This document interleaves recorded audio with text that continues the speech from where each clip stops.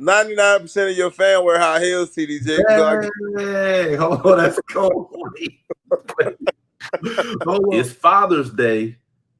He about to address men because it's Father's Day, but he got to get this huge disclaimer, starting with saying that this is not misogynistic.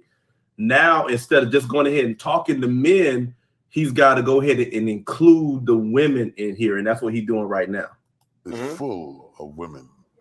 The Bible is full of stories, powerful, life-changing stories about women. You know what I'm saying? Most of the women, most of the sermons are, even when it's a man's day, women still get glorification out of that. A man can never get soul glorification and it stick with them. They always throwing a curveball to balance it out with women. It's never left alone just on some masculinity.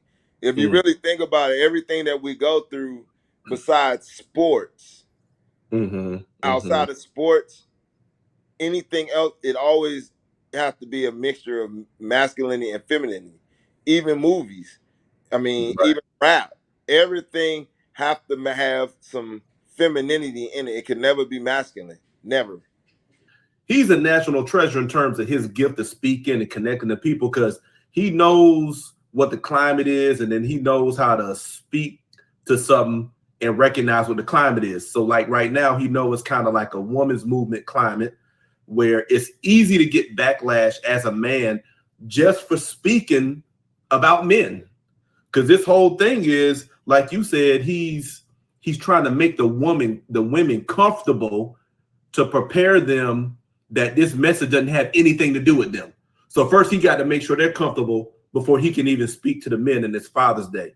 So that just speaks to the climate that we're in. And then he admitted that the way the Bible's written is it's already misogyny in there. And I've never heard a preacher mention that, because me and you know, being that we're not Christians anymore, that it's a lot of problems with the Bible.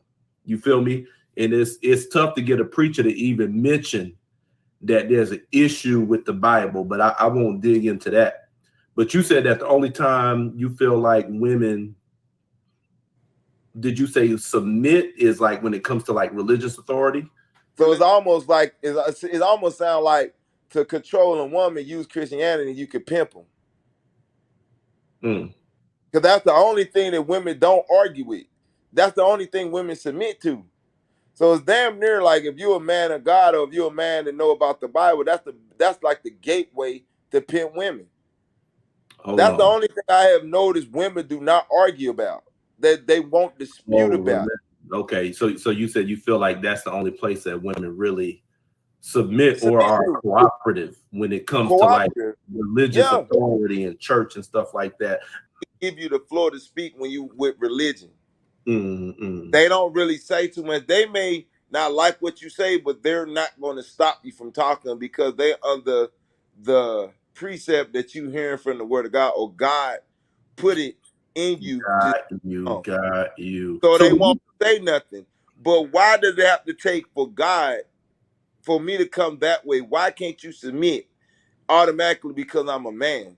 Like, well, submit is a dirty word nowadays. So I want you to speak to, when you say submit, I got to hear what you're saying. Because, you know, even though the Bible the New Testament got submit all through it. It tells wives, submit to husbands as you would to Christ. It tells slaves or servants to submit to your masters as you would to Christ. So even though the Bible says it, society rejects it, right? By saying, like, a lot of women look at the word submit as a dirty word. But what I hear you saying is like, it's kind of like you saying that that's a woman's natural position in relation to her man. Is that where you're coming from?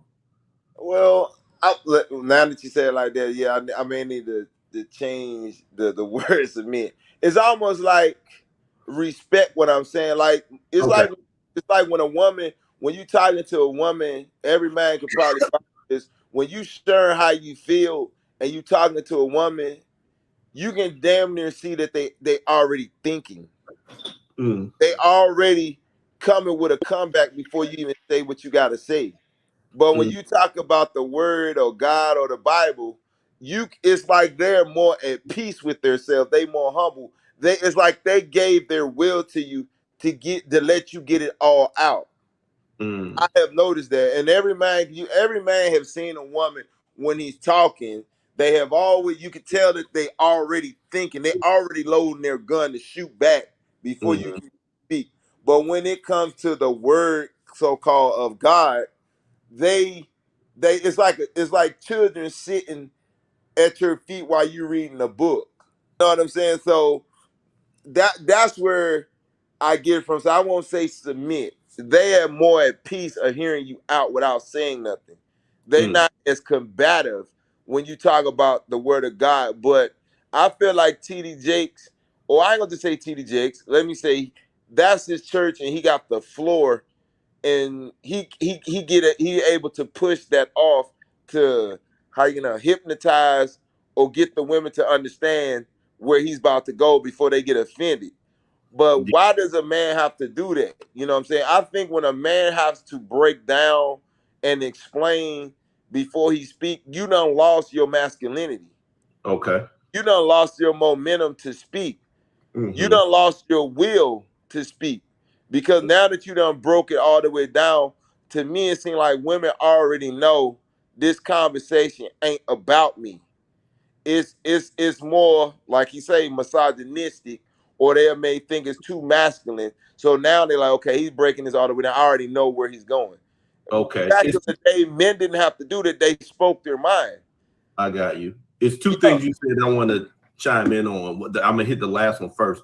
You said that when a man, anytime a man got to break down and explain himself before he speaks his piece, it's like he already lost his power. His masculinity has been compromised. Let me explain what I hear when you say that.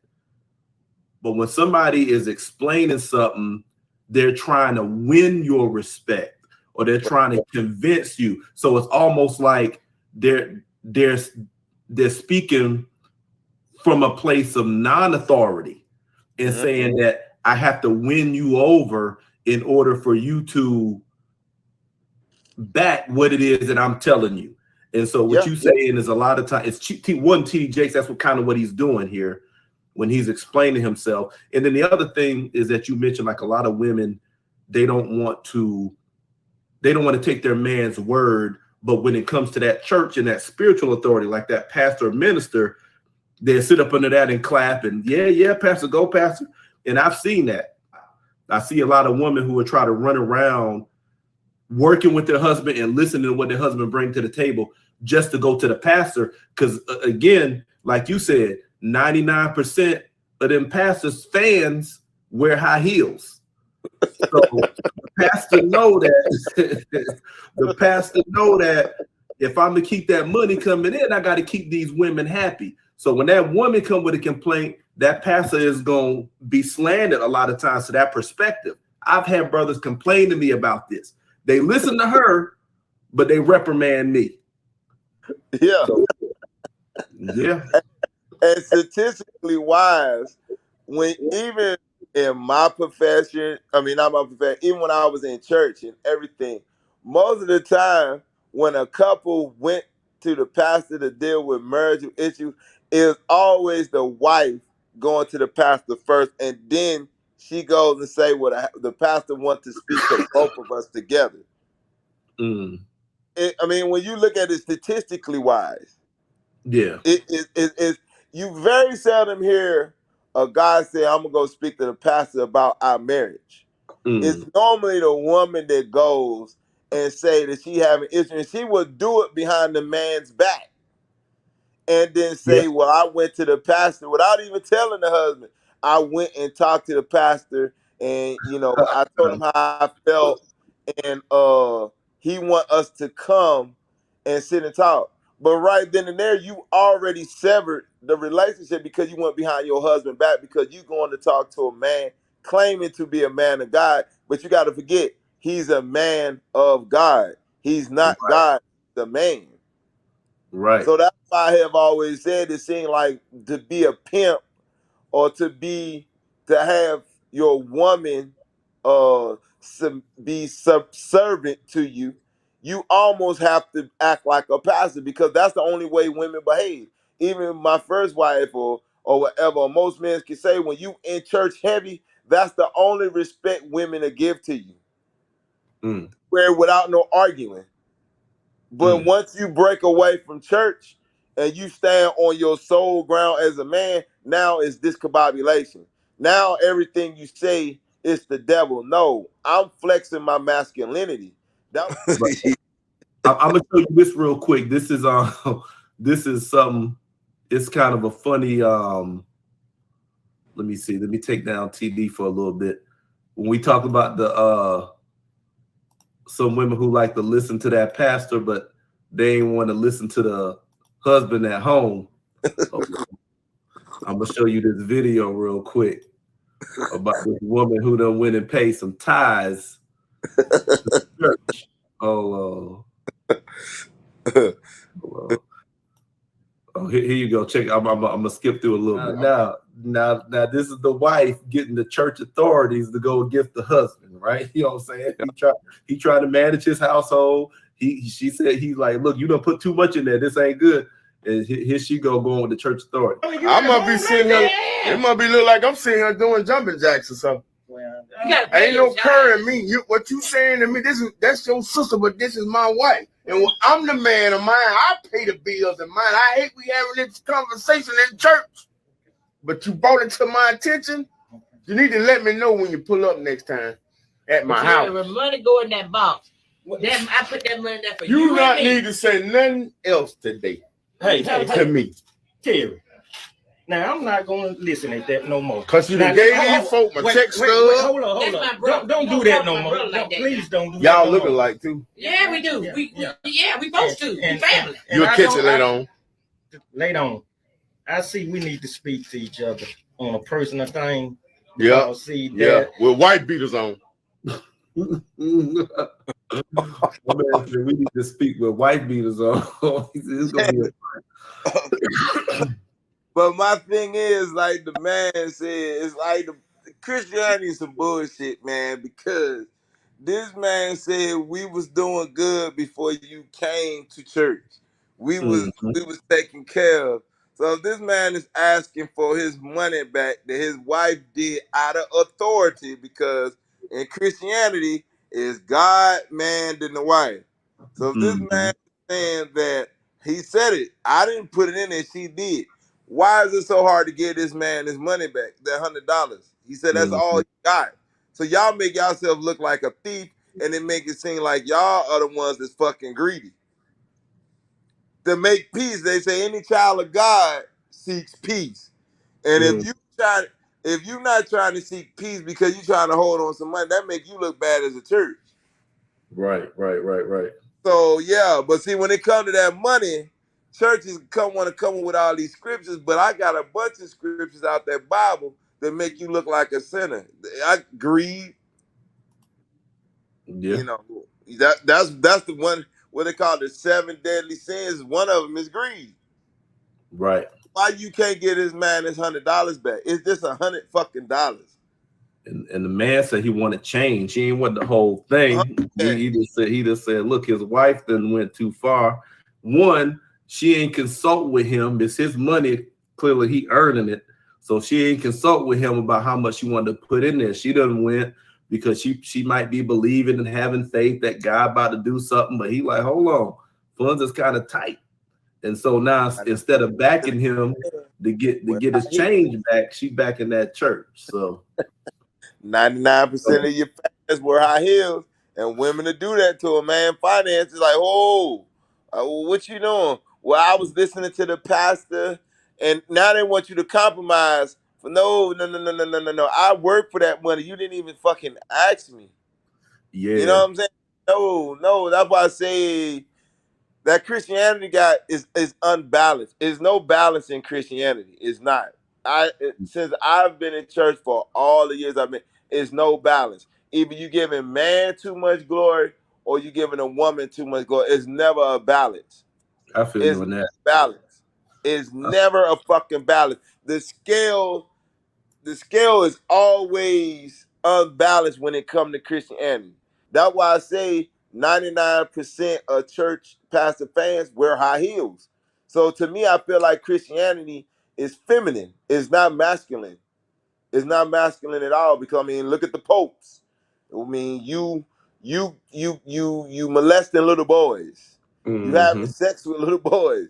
Yeah, Why? now that's a whole nother topic right there, you know, because I think, because you know, you got the Catholic Church and then you got the Protestant churches, which we're a part of, you know, Methodist, Baptist, Episcopal, Church of God in Christ, Church of God, whatever. Those whole branches of churches, we got our own issues, or when we were a part of those. But Catholicism, Catholic, which is the mother of all churches, that's a whole nother situation with them old men having that repressed sexuality, trying to go into them unnatural rules and not have sex, not marry, and then they got that perverted energy they directing toward them boys. I mean, that's a problem. But what I want to ask you is, a lot of women, when they hear you speak about, you know, woman, you know, submitting to a man or listening to a man like she would the pastor or whatever the case is, a lot of women would feel like, and I hear a lot of women say, well, he's got to be worth me submitting to him or listening to him or whatever. Do you feel like there are qualifications that a man should have to fulfill in order for his woman to agree to listen to him, take his advice, submit to him, or however you want to say that? Do you feel like that man needs to be stepping up in a certain way to warrant a woman submitting to him? Or do you just think if the woman chooses that man, she should automatically submit or listen to that man? Well, for a woman to feel that way and ask them questions, and for her to ask them questions, I feel like the man already did everything he needs to do to get her. I mean, it's like a guy getting a girl and they go to church and everything, or they start to go to church. I think he already hit all the check boxes for a woman. Even if a woman is even already thinking about wanting to marry that man, he already fulfilled his duties as a man. Because if he didn't do that, the conversation wouldn't even come up, or the thoughts wouldn't even come up. So obviously, he hit most, if not all, the check boxes. Hey, you hitting it right there, because I feel like a lot of women don't think about that. A lot of women be like, meanwhile, you done chose this man. Now you complain about how he disqualified, right? Yeah, because he done hit all the check boxes, but now he bucking against, or he's starting to say, well, he want out of you. Now it's a problem. Right. So I think we wouldn't be having this conversation right now. Yeah. So I think a lot of women, they got to take accountability for kind of decisions they make, the kind of men they pick. Because if you complaining about a man and you don't trust him and he ain't got good judgment or whatever, well, that's a byproduct of your decision making. Because like you just said, which I completely agree with, you should be vetting all of that out before you make that decision to either marry or commit to that man. So if he ain't meeting your standards, why are you even committing to him? Why are you having this baby? Why are you doing this or why are you doing that? And just to complain after the fact. To him. I agree. I mean, I agree. So obviously he had to hit 80%, if not 100%, all your check boxes. So now you thinking about marrying him, but now he did all that, but now he's starting to say what he want out of you, but certain things you don't agree with what he asking for, so now it's a problem. But he done hit all your check boxes, but now when he pull out his feminine box, what he want a wife to be, now it's an issue. So, and that's normally how it goes.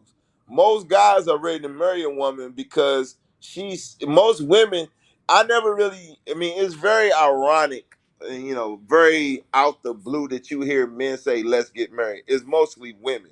The reason why most women say, or want a man to marry them, is because he done hit all the check boxes. That's right. It happens when the man is like, okay, either before or after he married, he started to realize, okay, why you not doing this and why not you do? Because to you as a woman, you expect the man to do this. He done showed that he can do that, but now he wants you to show. It's like men wait until after they marry a woman to want them to do the checklist. But for us, it's too late. Now it's a problem. Now, what done got into you? You didn't used to treat me like this. You didn't used to say this to me. No, because a man was making sure you was comfortable and gave you everything that you goddamn wanted. But most men wait until after we get married to start demanding. We need to demand before we get married, because maybe we won't fucking marry them. Wow. So listen, I mean, you said a lot there. So you said a lot of men in the beginning, they're kind of putting the woman in a place of comfort because they winning her over. They might be trying to woo the woman, so they kind of neglect their own checklist and the stuff that they're really looking for because they're trying to meet the woman's needs to win her over. But after she get that commitment, what I hear you saying is that later he might be like, oh, wait a minute now, I need something out of the deal too. So then he brings up his checklist late, and then it causes a problem because she feels like, well, wait a minute, you changing up. No. So I agree. You saying he needs to bring that up front. And me and you talked about this before, and the way I said it is men have to recognize their value. Because when you recognize your value, you don't give things away so easily. You make people earn it, right? Yep. So I feel like I agree. I'm not saying a man got to have a checklist per se, but you got to know what you want out of a woman, especially if you bring the benefits with you. Like if her getting with you is going to elevate her lifestyle, her quality of life, it's going to relieve some burdens off her shoulder, especially financially and all of that. You're a package deal coming to that woman. And a lot of women and a lot of men don't realize that that's their card, that's their value. And they actually have to make sure they're getting something in return for that. Because if you don't get nothing in return, it's going to be like, well, I ain't had to do nothing before. So yeah, I feel you on that. Now, and now that you, from when you were saying all that, it seemed like a man go in with finances, he leave with he got to come out paying finances. A woman never comes in with finances, but it's mighty funny that she leave with finances. That's the statistics show that I think around 80% of divorces are initiated by women. And we all know it ain't no secret. And I think a lot of men are wising up to this is that the women are the ones who stand to benefit from the divorce. Like you said, like a woman doesn't have to come in with anything. And that's all. Everything. But she leave with everything, right? And men, we understand that it's not that men who are solid understand that it costs to have a good woman by your side. However, it don't mean we want to get in the damn bad contract. You feel me? Ain't nobody want to get in a deal that's gonna screw them over later, and they ain't gonna have no leverage in it. So again, I mean, men you got to know your value, and you got to come in up front, one, protecting yourself and making sure you're clear about what you require of the woman. What's it take to get what you bring to the table? What does she have to come with in order to get the benefits that comes with that man? I think in society, like you have pendulum swings, you got the pendulum that go back and forth. Like when you think about like when this nation was being built, I won't even go into slavery and stuff like that, but like when the nation was really being constructed, like when the infrastructure wasn't as developed as it is, when the technology wasn't developed as it is, and we didn't have all the conveniences like we have now, the roles of man and woman were much more definitive because you needed physical labor to go out and build infrastructure. So the men were outdoors, either building, hunting, gathering, agriculture, or whatever, and the women were nursing and raising the children. It was much more definitive. But now I feel like that we developed to a point where the infrastructure is in place, especially in this part of the world. The infrastructure is in place, technology is thriving, there's all kind of conveniences. It kind of levels the playing field in terms of, in a way, it levels the playing field, or it makes it difficult to see what the role of the men and women are. So the pendulum has swung over to the feminine, to where now the woman's voice is magnified, which is cool.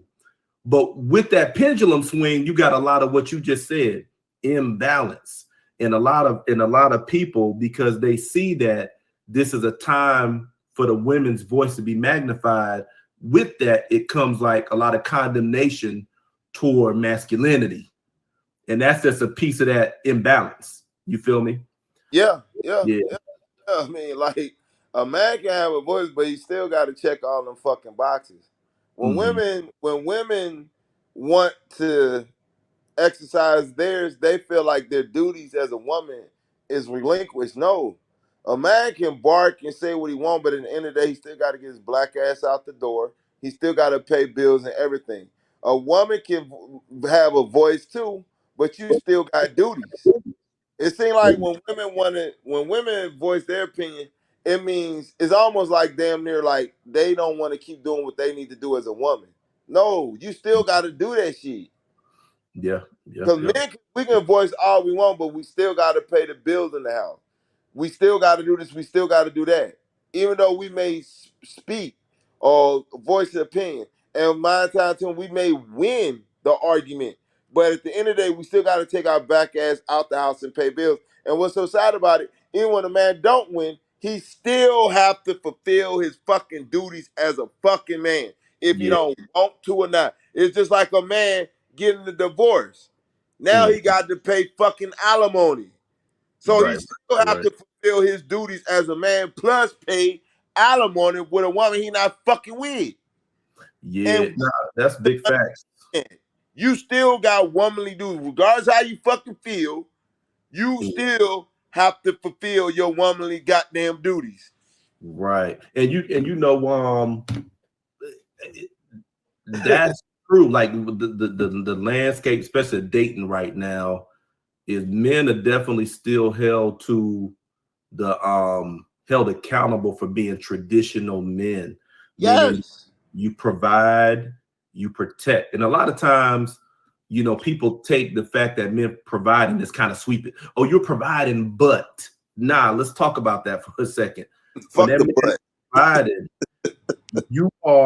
he is for a man who's, I'm talking about a solid man. We ain't talking about bums here. So let's stay on that. We talking about solid men who provided. That means that you are lifting the financial burden off of that woman's shoulder and allowing her to be feminine, allowing her to operate in the space of comfort and convenience. And you are creating a quality of life for her, right? That's what you're doing. And it's expected. Men are held accountable for that. Women can speak and say, I demand this from you. They can speak it openly. But when it comes to what that man wants in return, that's met with resistance because they're like, hold on, wait, that's domestic. That's 1950s. Women demand. Man can demand, but he still got to provide, even when he ain't getting what he for. He still got to do it. He still got to fucking do it. And I think that's what women have lost it. Well, I ain't got to. Yes, the fuck you do, because that's a woman. That's a womanly duty. That's just the way it is. That's just the fucking way it is. That's just the way it is. Women don't like to hear that, but it's fucking truth. Because if men took the role or the mindset of women, marriages would not even fucking exist no more. To me, it would not even exist. Nobody would get married no more. And women are not doing their part. I mean, and men do a lot of times, most of the time, even especially for men that's married, they do shit that they don't want to do, but just as a man, I got to do this. Yeah. I mean, my wife, they tell me, well, as a man, you got to do this. As a man, it falls on you. You always hear, just listen to the word, it falls on you. Yeah. The key word falls on you. That means you can be walking, but anything fall on you, you got to carry it. It ain't something that you weren't prepared for, but since it falls on me as a man, I got to carry this weight. I got to carry. Why do you think men die way earlier than women? Because as a man, it falls on you. If the motherfucker fucked up, made a mistake, it falls on you as a man. You hear that fucking word all the time, fall. Let's look at this next clip because it's touching on what you're talking about. So this is what T.D.Jakes talks about. Men play a supporting role, and I made a note. It says it says it's the father's job to support. Fathers are often pillars. Pillars hold things up. Who hold everything up and together. Let me hit play here. This fool in the text has the lead role. Yeah. The most selfish, self-aggrandized, aloof individual in the whole story has the lead role. The father is the supporting cast. Right here. And that's what it means to be a father.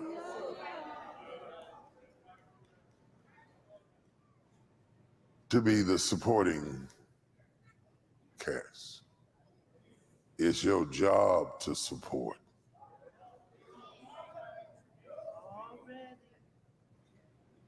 And nobody preaches about the Father. They always preach about the Son.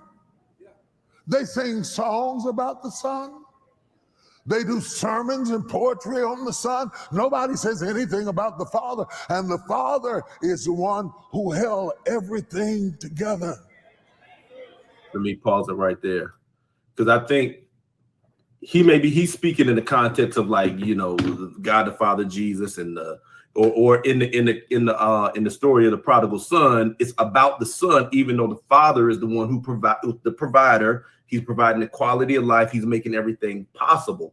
But the person who is the most volatile, the biggest fool, and all of that is playing the lead role.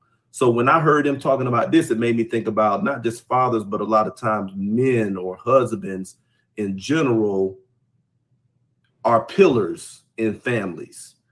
And pillars or foundations don't get a lot of visibility. They don't get a lot of acknowledgement, but they bear most of the weight. You feel what I'm saying? Do you feel that way as a father, as a man, that you carry most of the weight on your shoulders, but that's not really acknowledged or factored in when it comes on in terms of what you bring to the relationship? I feel it a lot. I mean, I think is that one that you just hit on is that's direct and indirect. Because a lot of times men feel weight and we take it on because we feel like it is our duty without nobody telling us. Mm. So we don't even that what I'm saying is so subliminal for men. That's why men internalize. I think that's just the nature of man, internalize. Soon as our child gets sick or anything, we feel like it's on me or it's my fault. Nobody don't have to tell that because that's part of the key word, that's part of our DNA to protect and provide. Mm-hmm. Without no woman telling us that. So when women say it's all right to cry, we feel like we losing DNA, or we feel like we letting our guard down if we shed tears, because that's why men don't cry. Because crying psychologically, to me as a man, I feel like I'm weakening myself of what my DNA is telling me what I supposed to be. Man don't supposed to cry. It's in the genetic code of a fucking man. I ain't talking about, that's the way I was raised. And just because a man doesn't cry does not mean that he doesn't hurt. This is how I look when I'm happy. Yep.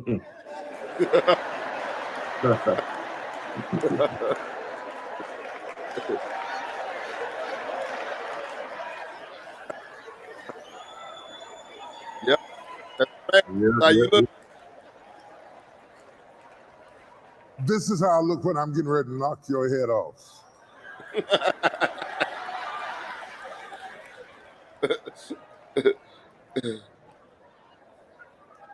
This is how I look when I'm scared.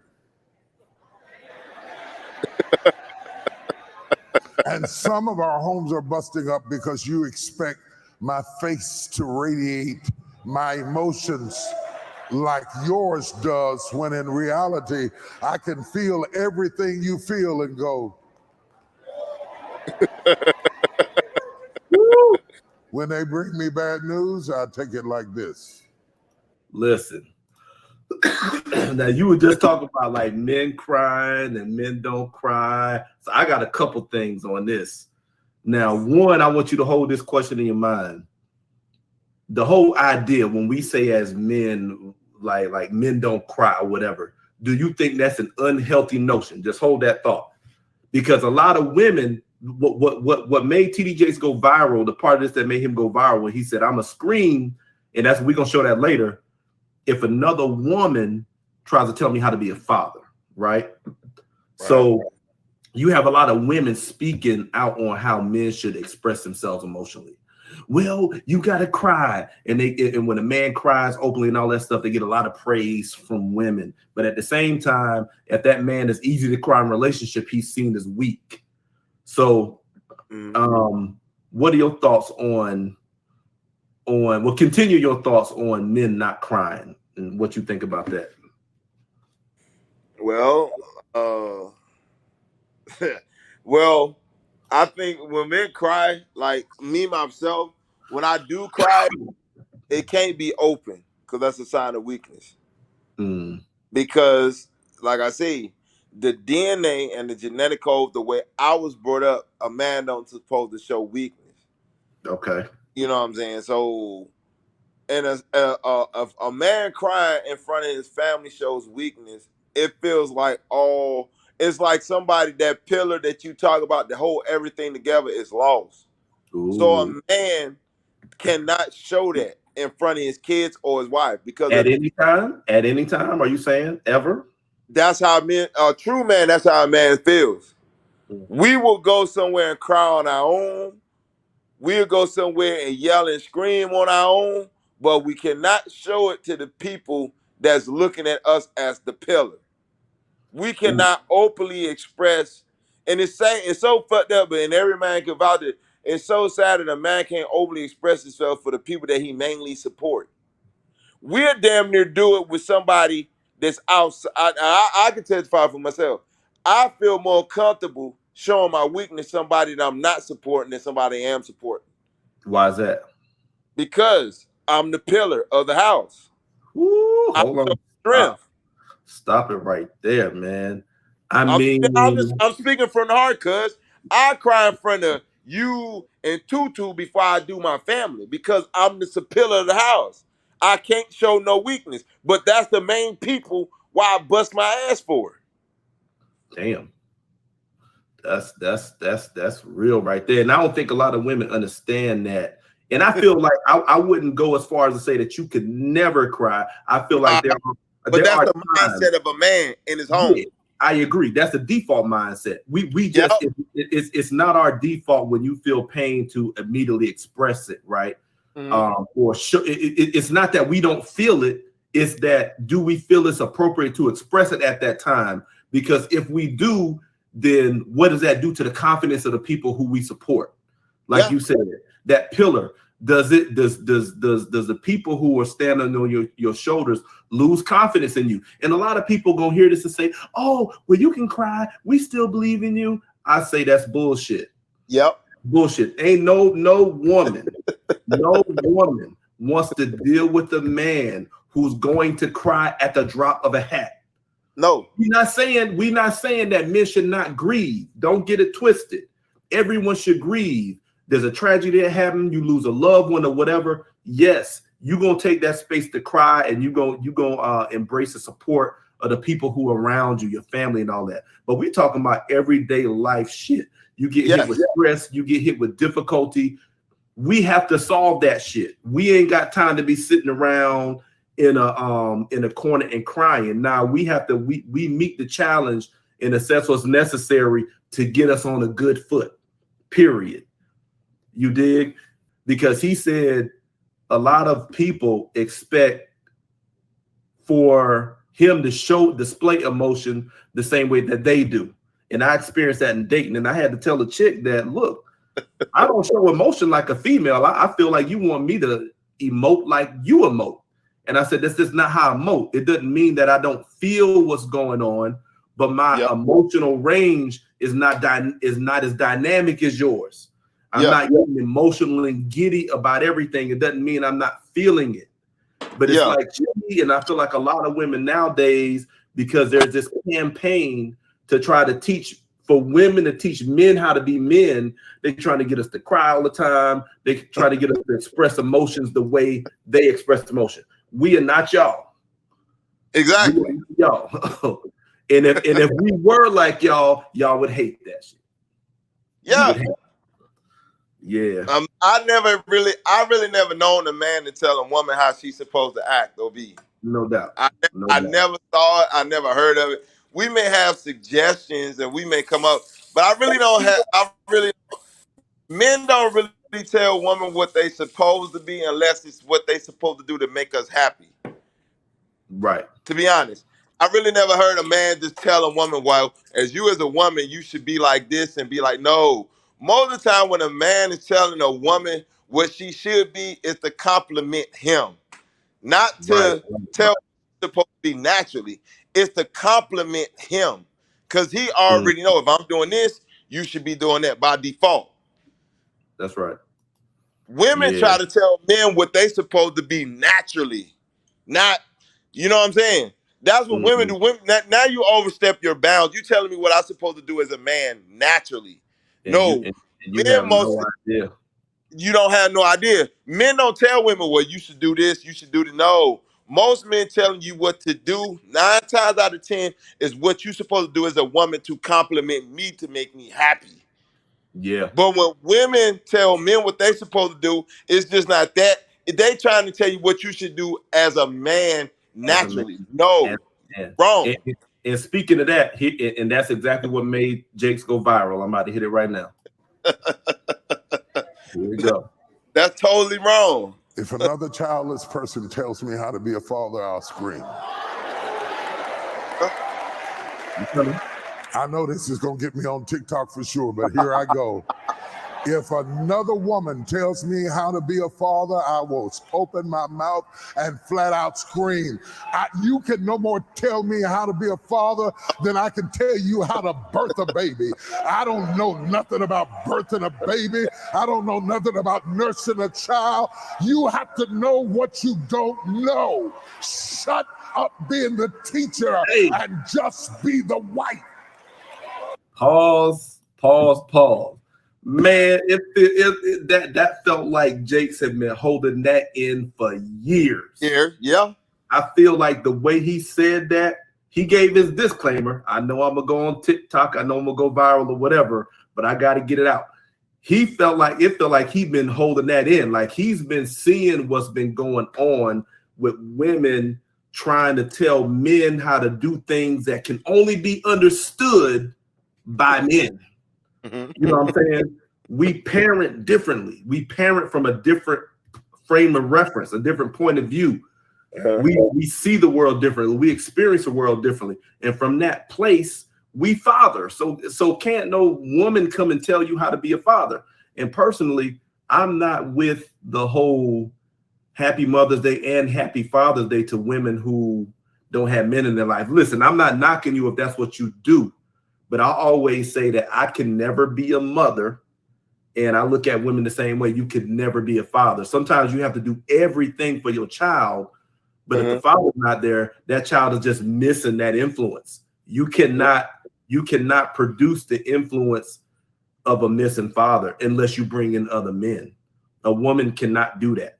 You know what I'm saying? I very seldom hear that a woman is taking a man to court or whatever because he was being overly masculine to his daughter. Because a man naturally knows, it's like men do not step in the way of nature when it comes to the sexes. I never really heard a man say, my daughter gonna be tough, my daughter gotta be. A man normally say that about another male. If he see he's overly sensitive or he needs to man up or anything. You never hear about that when it comes to a girl. So that in itself is more facts of what we talking about. Because men don't deal with, we deal with natural things. Women don't look in, they go off in which, like you hear people say, they go off the emotions. Yeah. But women got to see, they have to separate the two. men are emotionless, but even though we emotional, we know naturally what I'm supposed to do, what you supposed to do. And women have lost what they supposed to do by Yeah. nature. Keep You going. want to become a man. They lost what they supposed to do by nature. And since they don't do that, now they want to become a goddamn man. Or they think they can do what men can do. No, you lost your way. You're not tapping into what you're supposed to do by nature. Not just having a fucking child. Is more to it than that. I mean that's facts. I mean it's an unpopular conversation, but you don't hear a lot of people speak from the male's point of view. And just like in a lot of times it's dangerous to speak from the male's point of view because a lot of people interpret that as anti-woman, which is again why T.D. Jakes had to get that big disclaimer at the beginning. This story is about men, there's not women included. I'm not being misogynistic. Don't stone me, because he understands that when you focus on from the perspective of male experience, the climate in society right now makes people think or feel like you're attacking women. And I told you about a young lady I was dealing with, and we were talking about nice guys finishing last and all of that stuff, and I was giving her like that male experience, and she kept trying to have me rephrase my point to say, well, men and women experience. And I said, look, that may be true for women, but I'm talking about men right now. So it's almost like she just had a problem when I was just talking about men.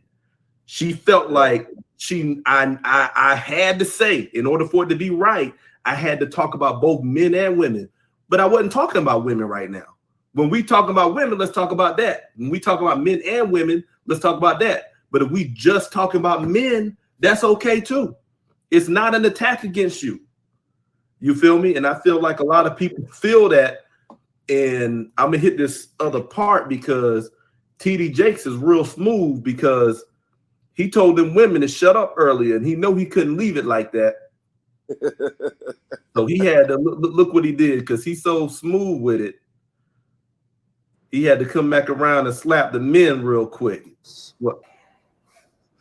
Brothers, shut up. Boom. That guy's smart. That and that's one thing. Even though I'm no longer Christian, you no longer a Christian.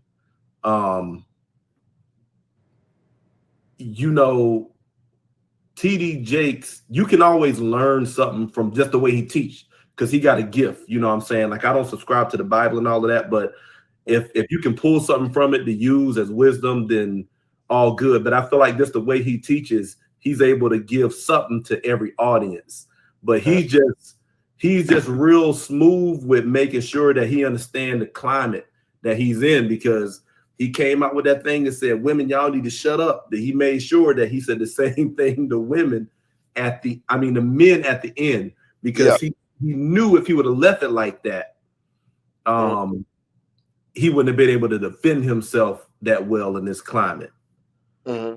So I'm gonna let you get some last thoughts, and we're gonna hop off in a little bit. But what's on your And matter of fact, it's something that you said to me that stuck out, and this might, when you say good guys finish last, it almost seemed like when you get married, you're gonna finish last. Now, this might seem the way my mind went with this. It fucked me up though. But when you said it, good guys finish last, I think married men finish last. Because think of a pimp. He got all these women, but he don't do everything that a man's supposed to do in the home. But he controlling a bunch of women. That's where my mind went when you said good guys finish last. But why do pimps have multiple women and he gets money out of them? And he's not fulfilling none of the shit that a married man do in the fucking house. Wow. But he's pimping all these women and they respecting him. You tell me one man that's married besides our ancestors with United States say you're only supposed to have one wife, but you can have a guy that's got $1 million, but he can pimp a bunch of women. So when you had said good guys finish like, that's where my mind went. It's almost like married men finish last, and you deprive yourself. But you're doing all this fucking work and with one woman and catching all this hell. A pimp don't go through none of that and got a bunch of women and they bringing the money home and say, yes, daddy. Oh, wait.